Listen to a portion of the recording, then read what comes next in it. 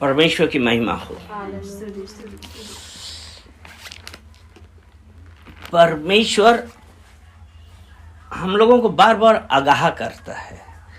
परमेश्वर हम लोगों से अपने वचनों के द्वारा बातें करता है, ये तो पता है।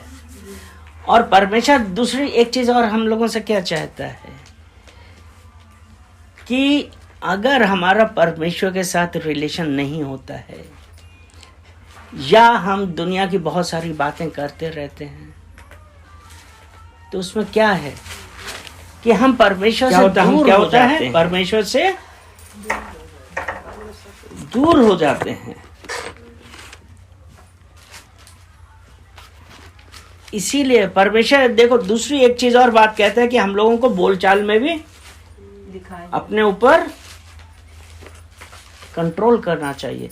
क्योंकि अगर हम नीति वचन 10:19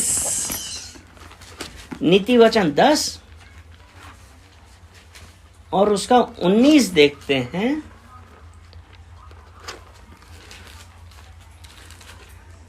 जहाँ बहुत बातें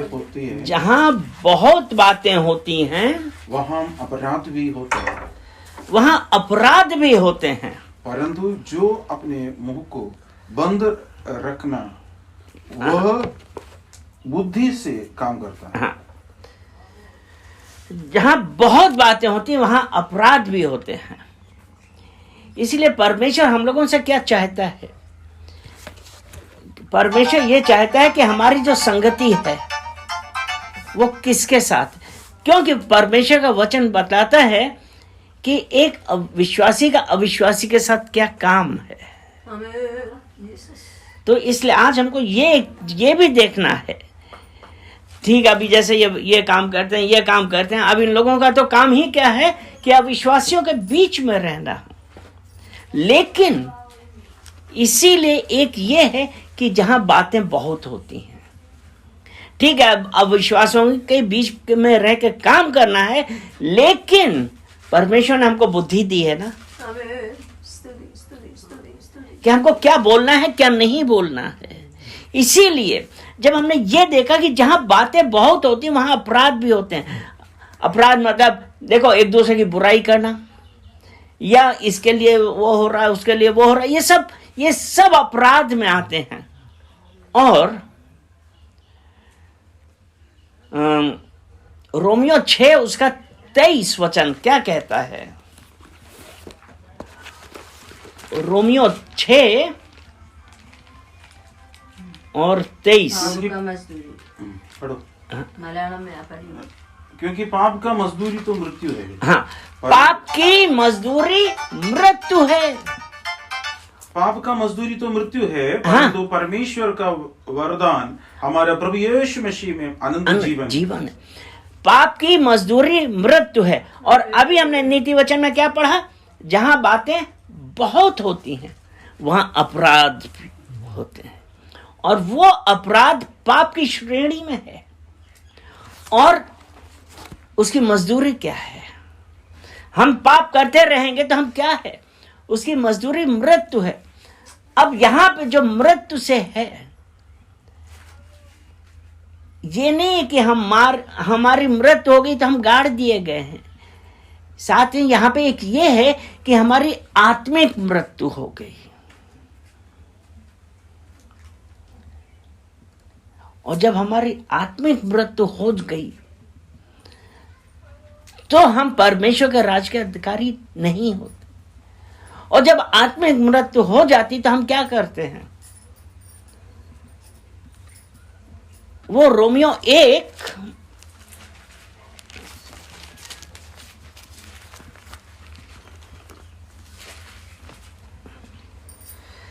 उसका 21।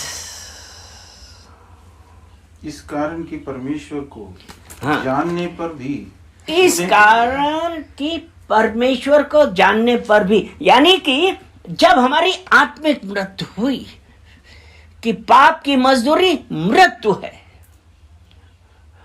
और वो मृत्यु अगर आत्मिक मृत्यु है कि परमेश्वर को जानने पर भी उन्होंने परमेश्वर के योग्य बढ़ाई और धन्यवाद ना किया, मतलब परमेश्वर को बड़ाई और धन्यवाद ना किया, परंतु व्यर्थ विचारों के लिए, हाँ, यहाँ तक कि वो उनका निर्बुद्धि मन अंधेरा हो गया। यानी कि क्या है कि व्यर्थ विचार करने लगे।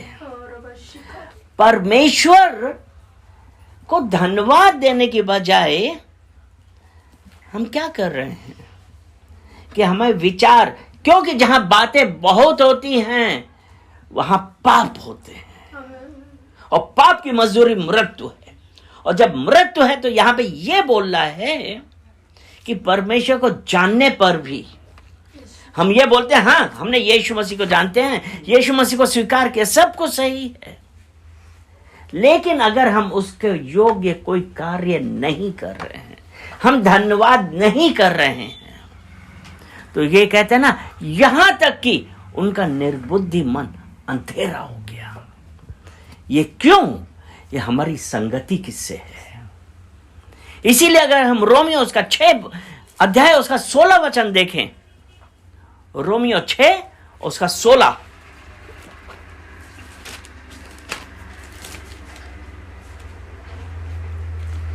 हाँ, क्या तुम नहीं जानते कि हाँ, जिसकी आज्ञा मानने के लिए तुम अपने आप को दासों के समान सौंप देता हो, उसी के दास हो, उसी के दास हो, चाहे पाप के जिसका अंत मृत्यु है, हाँ, चाहे आज्ञाकारिता जिसका अंत धार्मिकता है।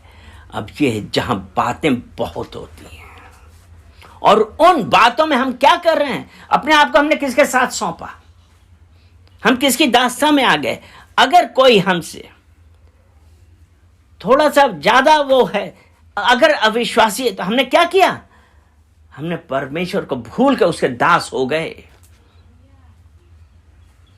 लेकिन और वो जो मृत्यु है वो पहली मृत्यु से भी बुरी है, और उसका काम क्या है, अनंत कुंड की आग है।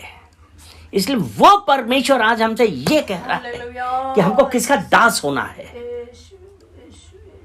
हमको ये नहीं देखना कोई हमसे कितना ऊंचा है, हमको ये नहीं देखना कितना पैसे वाला है, कितनी प्रॉपर्टी का मालिक है, नहीं, हमको तो सिर्फ ये देखना है कि आज हम किसके ऊपर निर्भर हैं।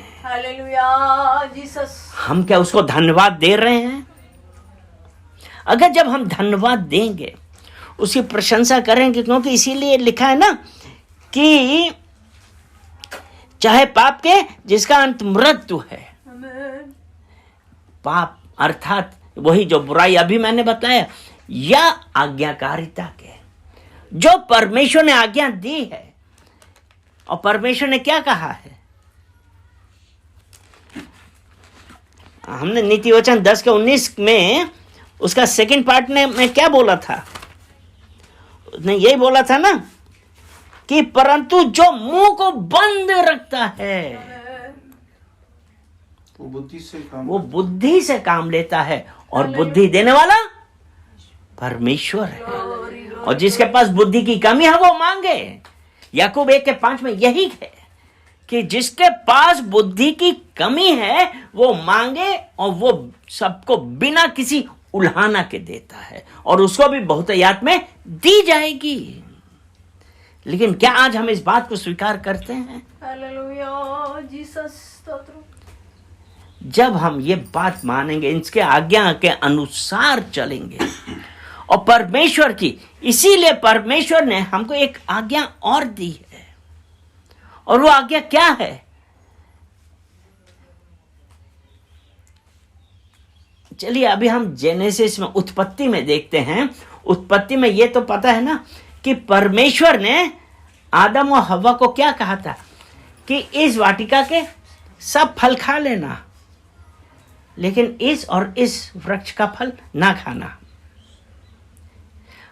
और उसमें जो वो फल था ना, भले और बुरे का ज्ञान देने वाला फल, और उन्होंने वो ही खाया था। और उस फल को खाने से हमारे अंदर विद्रोह की भावना आ गई थी और हम परमेश्वर तक के ऊपर दोष लगाने लगे थे। इसीलिए जब आदम ने परमेश्वर के ऊपर दोष लगाया कि तुमने जो स्त्री दी है उसकी वजह से मैंने फल खाया है। यह हमारी संगति का असर होता है कि आपकी संगति किसके साथ है। हालेलुया। इसीलिए पहला पतरस 5 उसका 8 वचन की पहली लाइन कहती है, सचेत रहो, सावधान रहो। आज हमको अपना जीवन किस प्रकार से करना है, हमको ये बातें याद रखनी है, क्योंकि परमेश्वर का वचन में यह था ना कि जो मुंह को बंद रखता है वह बुद्धि से काम लेता है। सचेत रहो, सावधान रहो, यानी कि हम संगति में हैं, अविश्वासियों की या ऐसे लोगों की संगति में हैं जो परमेश्वर को नहीं जानते हैं। अपना मुंह बंद रखें। इसलिए जब उसने कहा ना सचेत रहो, सावधान रहो, हालेलुया। और परमेश्वर ने क्यों बोला सचेत रहो, सावधान रहो? क्योंकि आगे इसी में यह लिखा है, क्योंकि तुम्हारा बैरी शैतान गरजते हुए सिंह के समान इस खोज में रहता है कि वो किसको फाड़ खाए। और ये जो शैतान है, इसकी शैतान की पहुंच कहां तक है? अगर हम ये सोचें कि शैतान की पहुंच परमेश्वर तक नहीं है तो ये हमारी बहुत बड़ी गलती है। और ये हमको कैसे पता चलता है? जो अभी पास्टर जी ने इसी इतवार को बतलाया था, अय्यूब की पत्री उसका पहला अध्याय उसका 6 वचन और 7 वचन हम देखेंगे। अय्यूब की पत्री उसका पहला अध्याय और उसका 6 और 7 वचन। 6 में ऐसा लिखा है, एक दिन यहोवा परमेश्वर के पुत्र उसके सामने उपस्थित हुए और उनके बीच शैतान भी आया। यानी कि उन धर्मियों के बीच में भी शैतान है। अब्बा, स्तुति, स्तुति। अगर हम अपने आप को सोचते हैं हम धर्मी हैं, और शैतान का क्या मतलब है? शैतान हमारे अंदर भी है। और 7वां वचन हम पढ़ते हैं, फिर हम बतलाते हैं। यहोवा ने शैतान से पूछा, तू कहां से आता है? शैतान ने यहोवा को उत्तर दिया, पृथ्वी पर इधर उधर घूमते फिरते और डोलते डालते आया हूं। पृथ्वी पर इधर उधर घूमते डोलते डालते। और पहला पतरस 5 के 8 में यही है कि वो इस खोज में रहता है। और जो अभी हमने बोला ना कि शैतान जब यहां था ना कि यहोवा परमेश्वर के पुत्र उसके सामने उपस्थित हुए,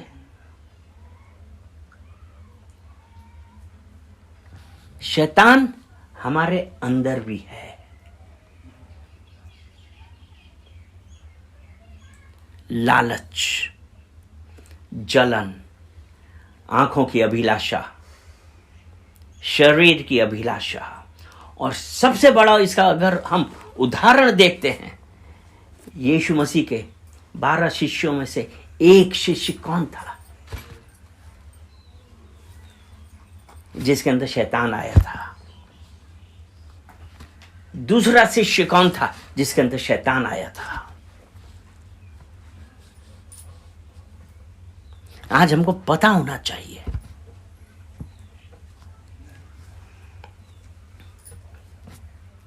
जुडास का क्या है? यहूदा इस्करियोत। हाँ, यहूदा इस्करियोत। हाँ, यहूदा इस्करियोत। इसने क्या किया था? इसने यीशु मसीह को पकड़वाया था। और दूसरा शैतान कौन था? दूसरा कौन सा शिष्य था? पतरस। यीशु मसीह ने उसको घुड़का था, दूर हो जा। क्यों? हालेलुया। जब यीशु मसीह मनुष्य के लिए सोच रहे थे, हाँ। परमेश्वर के लिए नहीं सोच रहे थे। वो यीशु मसीह को मनुष्य के रूप में सोचने लगा था, मनुष्यत्व में। तो आज हमको ये बात है कि हमको सचेत रहना है, सावधान रहना है। हालेलुया जीसस अगर आज हम ये सोचते हैं स्तुति स्तुति स्तुति कि हम शुद्ध हैं, हमारे अंदर कुछ नहीं है, क्या हम सचेत हैं? हम क्या सावधान हैं? और तो और जब हम जकरिया उसका 3 अध्याय उसका पहला वचन देखते हैं, जकरिया उसका 3 अध्याय उसका पहला वचन देखें।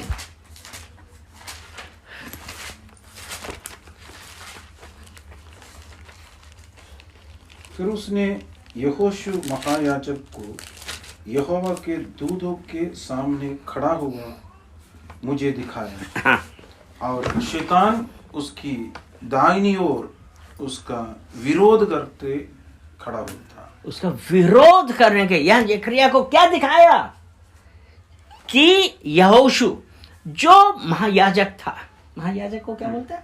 हाई प्रीस्ट, महायाजक। हाँ, महायाजक, हाई प्रीस्ट, महायाजक वो कहां पे खड़ा हुआ था?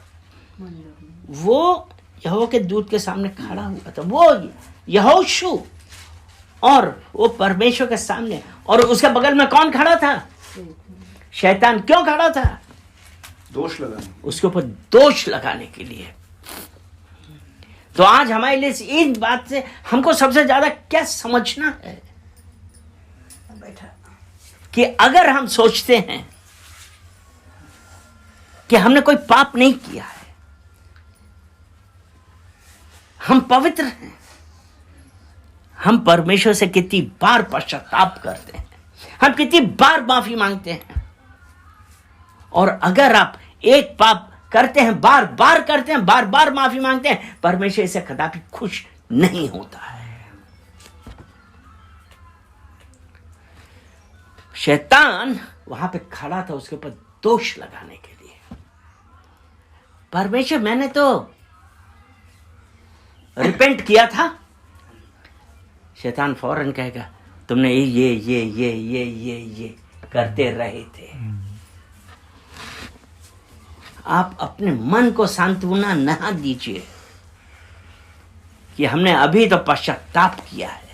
हालेलुया आज ये है कि हम किसकी संगति में रहते हैं, क्योंकि जब उसके बाद क्या हुआ, शैतान उसके बगल में खड़ा था उसके ऊपर दोष लगाने के लिए, लेकिन और उसका 3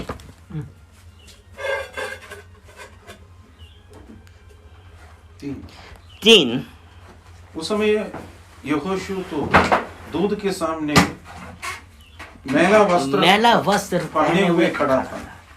यहोशू कैसा खड़ा हुआ था?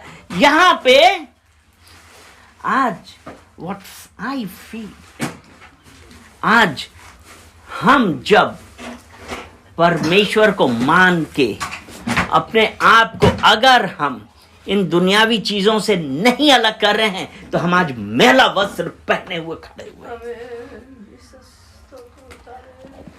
हम मैला वस्त्र पहने खड़े हुए हैं, हालेलुया और परमेश्वर को ये कदापि पसंद नहीं है। और आज क्या हमारा परमेश्वर के क्या साथ क्या है, क्योंकि परमेश्वर को जानने के बावजूद भी हमने उसके योग्य धन्यवाद और उसके योग कोई कार्य ना किया। और जब यहाँ पे ये देखा कि यहोशू दूत के सामने मैला वस्त्र पहने खड़ा हुआ था, और जब हमारे जो अच्छे कार्य हैं, जब हमने यीशु मसीह को स्वीकार किया है, तब यहोशू वो दूत ने क्या बोला, इसका 4 वचन हम देखते हैं।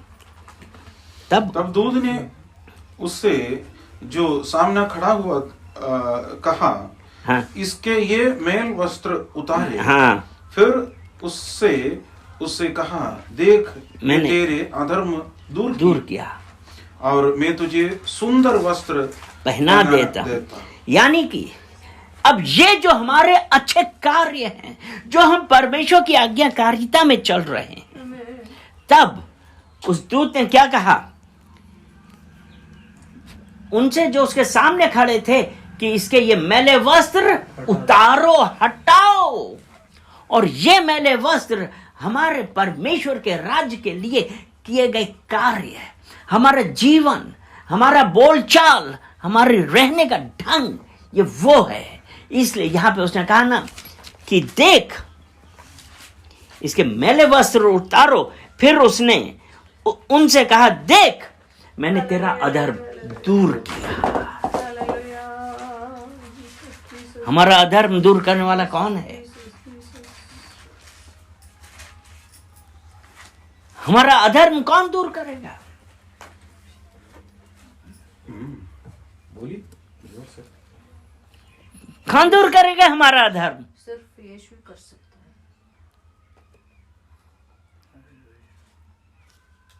और उससे पहले प्रवेश स्तुति। अधर्म हमारे तब दूर होंगे जब हम अपने आप को बदलेंगे।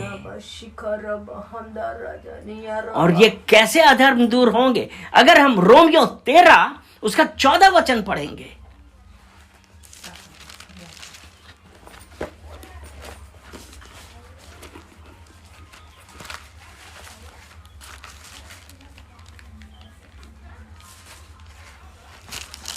वरन प्रभु यीशु मसीह को पहन लो वरन यीशु मसीह को पहन लो और शरीर की अभिलाषाओं को पूरा करने का उपाय ना करो, तब हमारे अधर्म दूर होंगे। और तब यीशु मसीह कहेगा हाँ ये मेरा पुत्र है, ये मेरी पुत्र Oh my God. हालेलुया। क्योंकि अब जब हम जकरिया में क्या देखते हैं? 5वां वचन, तब मैंने कहा इसके सर पर एक शुद्ध पगड़ी रखी जाए।